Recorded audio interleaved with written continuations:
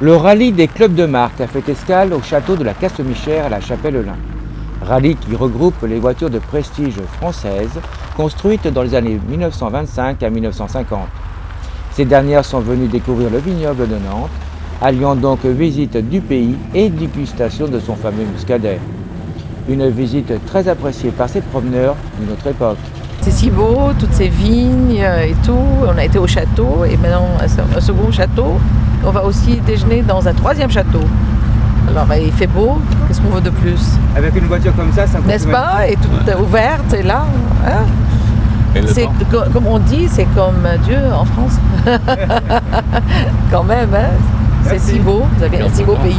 Périple organisé par le Club des Marques, sous la responsabilité de Joël Fontaine, vice-présidente des Amis de l'Âge. Le rallye des clubs de marque regroupe 11 clubs des grandes marques françaises disparues.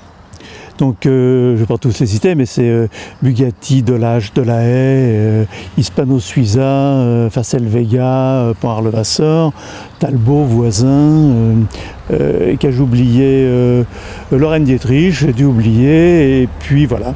Donc ces 11 marques organisent par rotation tous les ans un rallye. L'année dernière, c'est Bugatti qui présentait son rallye à Molsheim en Alsace. Cette année, c'est Delage.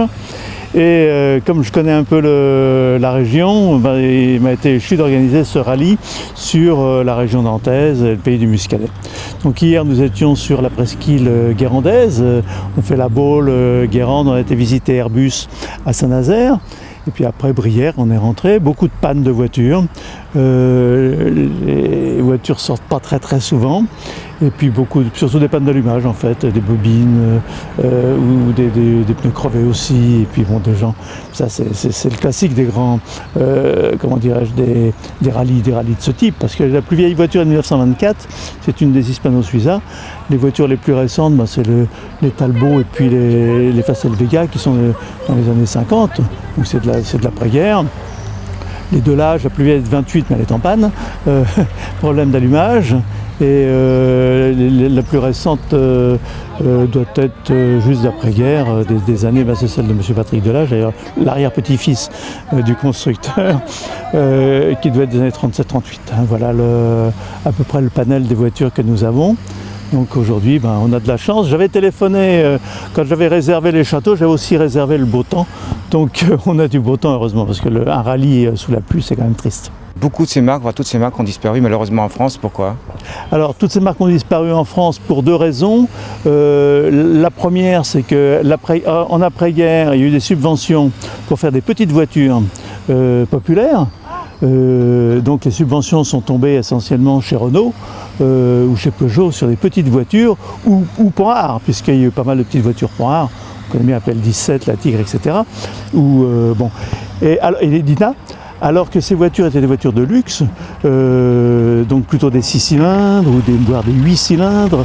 Donc il n'y avait plus de place dans l'après-guerre pour des voitures de luxe. Elles ont continué à être commercialisées beaucoup à l'étranger, puisque le second club de l'âge au monde, c'est en Australie. C'est étonnant, mais c'est comme ça. Avec l'Angleterre, c'est les deux grands, et puis la France, c'est les trois grands clubs de Delage, par exemple. Alors, je suis Delage, je connais mieux l'histoire de Delage que les autres, mais voilà pourquoi les voitures. Alors, par exemple, Facel Vega, après la guerre, a essayé de refaire de la voiture de luxe française, mais ça n'a pas tenu parce qu'économiquement, les gens, ils n'avaient plus les moyens de s'acheter des voitures de luxe ou de semi-luxe. Voilà. Alors, il y a quelques voitures un peu plus récentes qui étaient de luxe, quand même, français, comme Venturi ou SM. Oui, mais c'est postérieur. Ça a été après, à la reprise de l'économie, c'est bien après les années 50. Alors que toutes ces voitures ont terminé dans les années 48-49, 50 c'était les dernières, alors d'autres certaines ont repris. Mais prenez par exemple Facel Vega, ils ont essayé de le faire mais ils n'ont pas réussi, quoi. Quel plaisir peut-on avoir de rouler dans ce genre de voiture? Alors le plaisir de rouler dans ces voitures, c'est essentiellement d'abord de les restaurer. Parce que souvent les voitures que l'on récupère sont des voitures qui ne marchent plus ou qui ont été coupées pendant la guerre, donc il faut les restaurer et puis retrouver les pièces. Donc on se met entre amis pour refabriquer des pièces, pour les restaurer, pour s'entraider, pour faire ces voitures. Et puis il y a quand même des bruits sympathiques et puis Pour ceux qui aiment bien la mécanique, alors ça c'est extraordinaire. Et surtout, on a un esprit de conservation du patrimoine, de conservation de ce qu'était l'industrie française avant-guerre. Et quand il y a des journées du patrimoine, on nous demande toujours de venir, bien sûr, pour exposer nos voitures aux journées du patrimoine. Alors moi, j'avancerai également que, mis à part ce son qui est toujours extraordinaire de 6 cylindres, 8 cylindres, etc., mais en plus, ils ont ce qu'on appelle une gueule. Ah ben, c'est vrai qu'il y a un design, comme on dit maintenant, mais la gueule, effectivement, de ces voitures est fantastique. Il y a des calandres superbes. C'était encore les calandres avec les grandes grilles et puis les belles ouvertures, beaucoup avec les bouchons de radiateur. Donc c'est effectivement des voitures qui sont en plus belles à regarder. Alors on n'a pas été les seuls à faire des belles voitures. Il y a aussi des belles voitures aux États-Unis ou en Angleterre. Mais j'avoue que les carrossiers français de l'époque, les Pourtout et autres South Chic, bon, ce sont vraiment des carrossiers exceptionnels. Superbe parade de ces voitures de prestige faisant partie du patrimoine français, pour le plus grand plaisir des amateurs de belle mécanique.